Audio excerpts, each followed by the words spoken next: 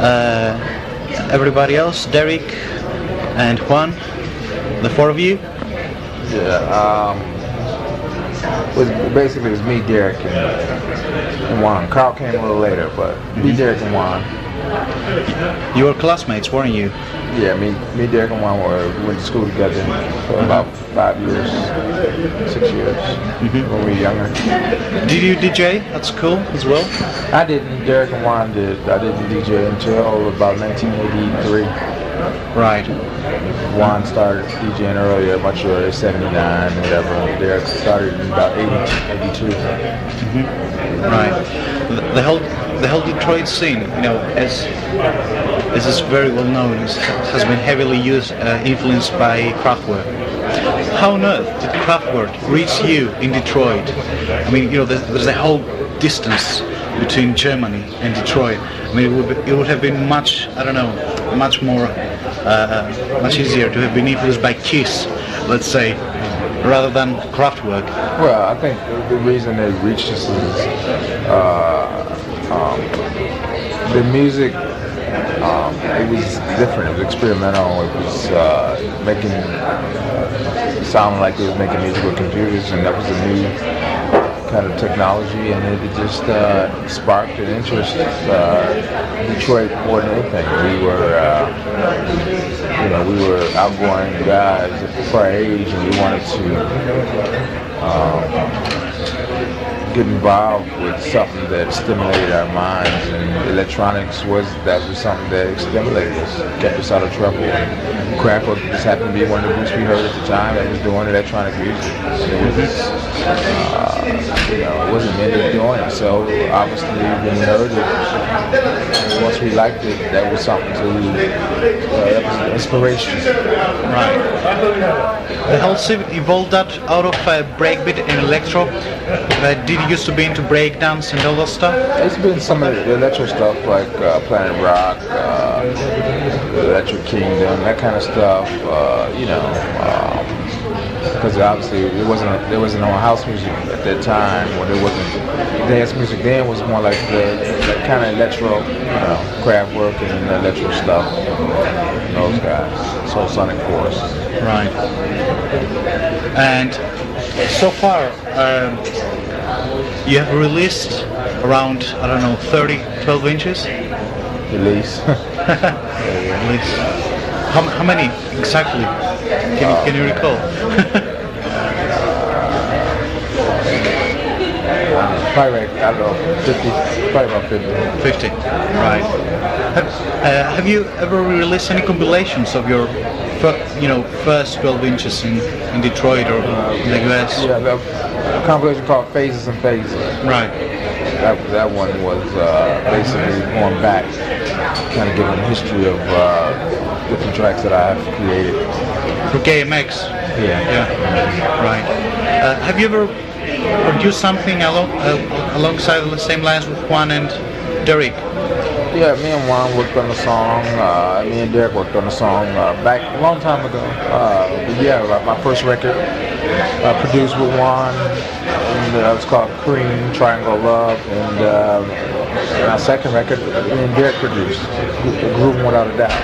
But haven't done anything since. Right. Would you say that Detroit techno was an escapist tendency out of the political quagmire of Detroit? Well, I would say not so much for me, because even when we lived in the city, we didn't really live in the city. I wasn't from Detroit. I was from New York. I was stayed in the suburbs and was in the country. Really, we kind of wasn't surrounded by the economic problems of Detroit. So it wasn't the music. The music wasn't made off of that, Right. I think it was, but it had nothing to do with it, really.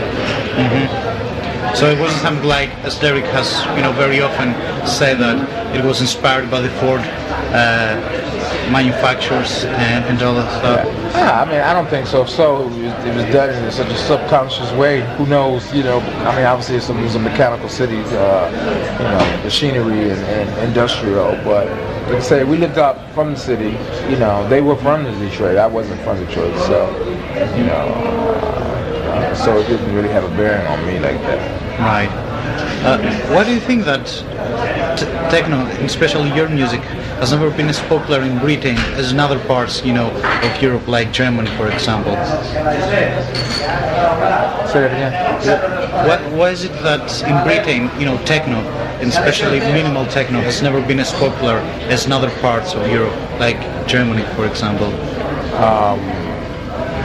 Everybody feels music differently,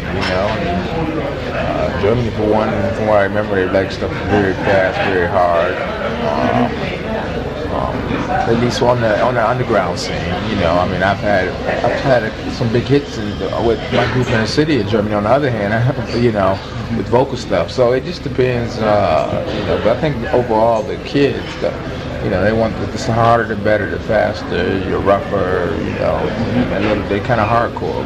It's like, the rock and roll of dance music for them. So that's just the way that market is. Right. Have you been inspired by Philip Glass at all? Philip Glass? Yeah. Name me some tracks. Well, it's it's the third in the turn of the century produced the first examples of minimal music. He's regarded as the major figure in minimalism, Philip Glass. I would have to know tracks. Right. Obviously, I haven't, because I don't even recognize the name that much. So. What is the fact that you disliked, the beat so much, and you were more into like mellow bleep music? You concentrate on bleeps rather than beats. That's the essence of Detroit techno, anyway. Yeah, well, I wouldn't say... It's not dance floor music, strictly speaking. I was into disco, I was into, that kind of stuff. So it didn't make a difference. I was into up-tempo music and creative sounds, You still had to have a funky beat, but you had to have creative sounds to go along with it. It's inspiring sounds that made... if you were doing all the instrumental, it took the place of a vocal. It made you feel like, well, this track doesn't have to have vocals. It sounds good like that. So that's what's more important to me. Right. Did the whole scene involve a lot of communal music? Let's say, was something like a communal trend when it first took off? It was popular in certain parts of Detroit.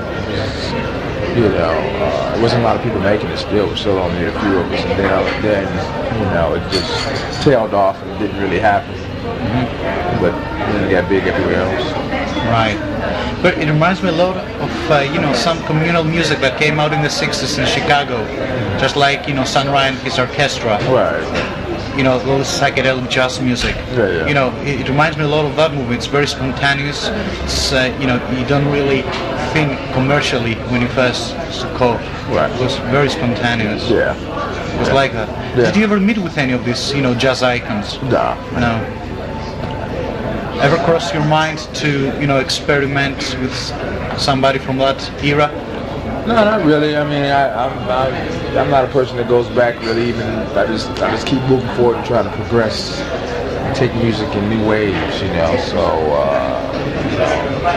and I've always worked better just working within myself, than working with people. So it's kind of how I'm kind of stuck in those ways. Right. Which are your favorites? Your favorite records?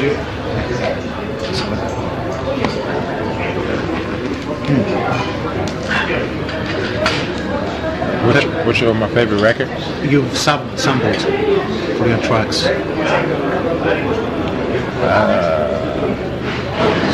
Can't think of none. I mean, I don't. Usually, if I sample, it's a break, like a drum loop or something. Right. But I I try to create my own sounds. That's the most important. Not like Fatboy Slim, for example. Yeah, I think most people sample my stuff. I think that's true. That's the way it's been.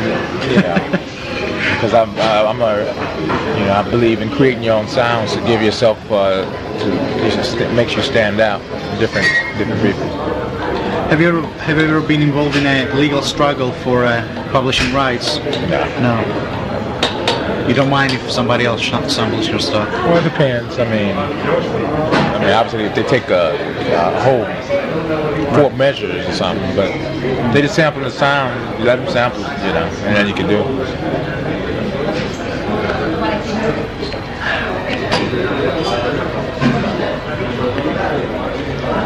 Right. Can you recall the major breakthroughs in your career? Like tracks, records, club events, interviews, events that marked your life and your career? I think of some. 1988, Face Magazine. That's when we had our first media coverage. They came to Detroit and did all these interviews on us and listened to our music, and that was pivotal to Detroit techno, to breaking it, explaining it to the world.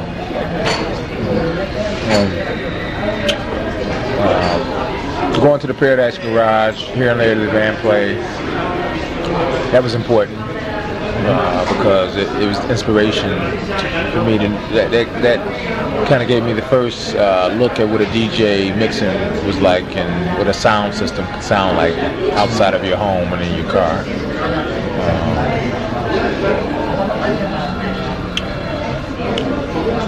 First trip to England in 1988. What about? I was in London.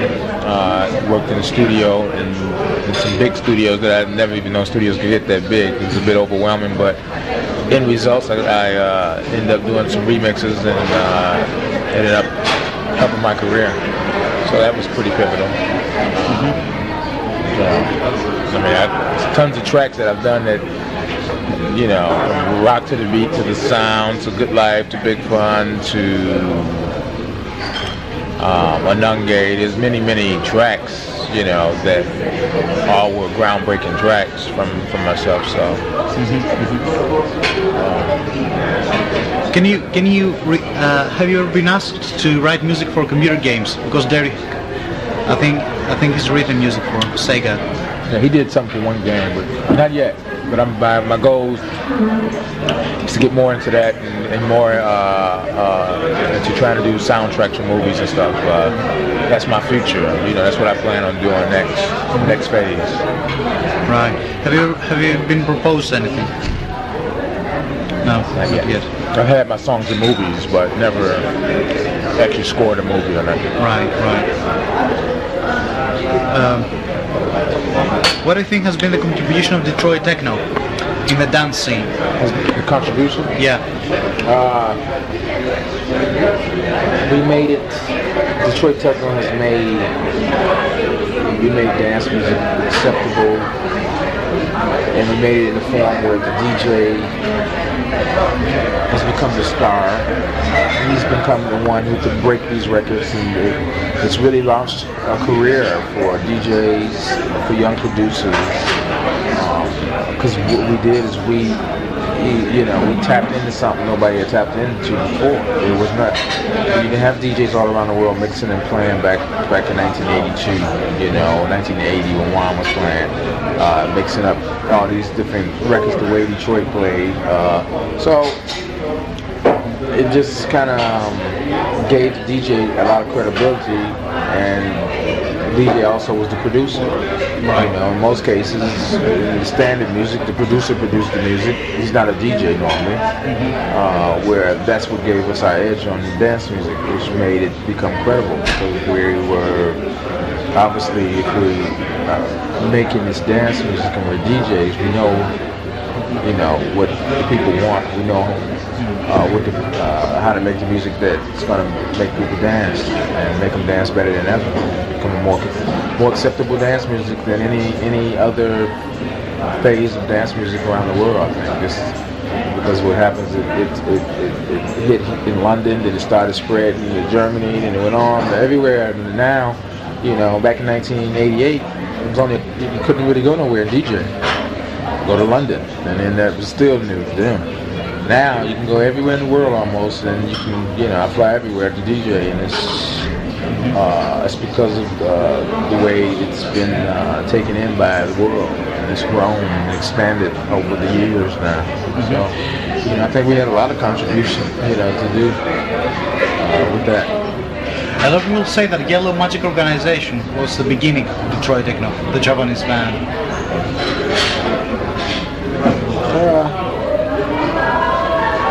I don't know if it was the beginning. I mean, they were around doing some creative stuff. It definitely was an inspiration, I think, for guys to just get off into electronic instruments.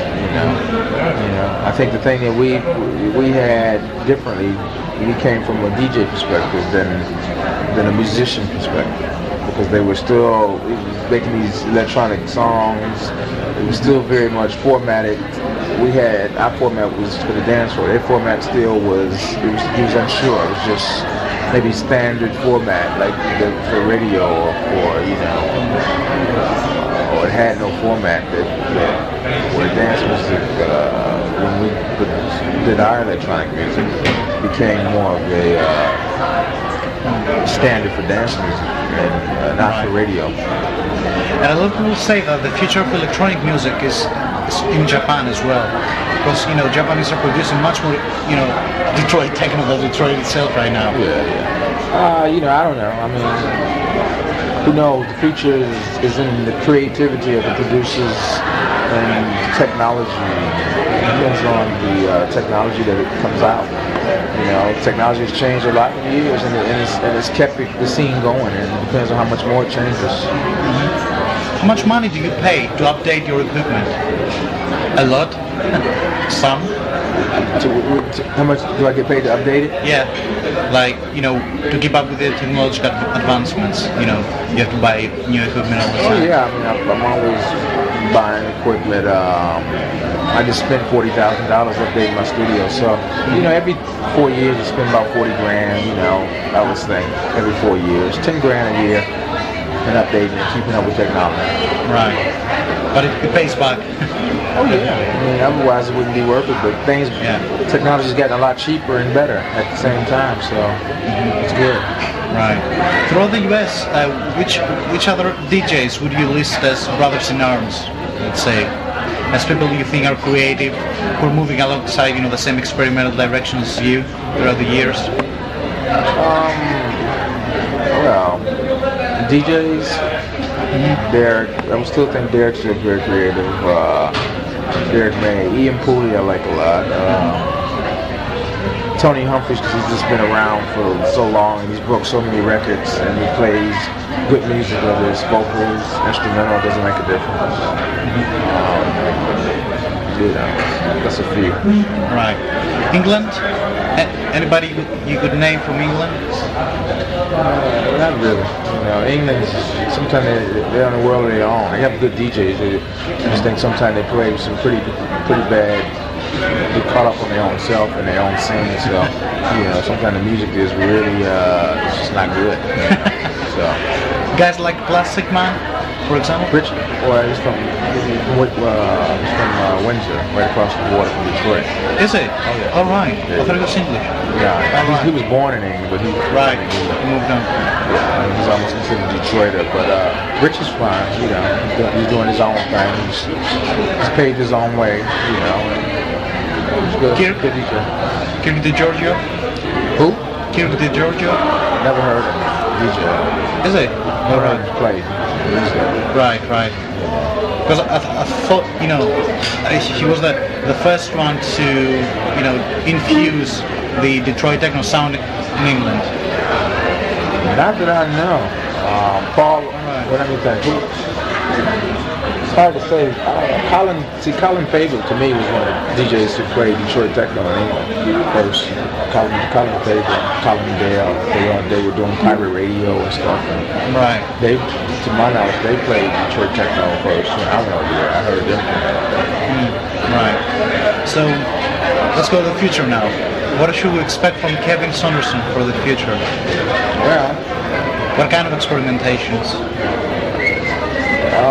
I am working on an album with Inner City. I just had an album come out. I don't know if it reached your E-Dance album. I'm doing an African-based experimental electro album.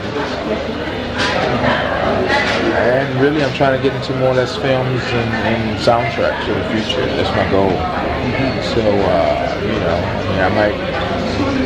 I hope within 2 or 3 years, you'll be seeing my name or hearing my music through some science fiction movies and some very, abstract kind of movies. That's the future for me. I'm still a DJ always. But Right. And the contribution of Detroit techno for the music of the new millennium. How can you portray this kind of music? Because a lot of people talk about pure frequencies. We'll get rid of the beat in any form. We're talking about pure frequencies here. I don't think you'll ever get rid of just the beat. There'll be tracks made based off frequencies and sounds that will inspire people, but you still need a beat eventually. Because without a beat, you still can't feel it the way you should feel it. For dance music, you always need some kind of beat. Right. Great. Thanks a lot. All right.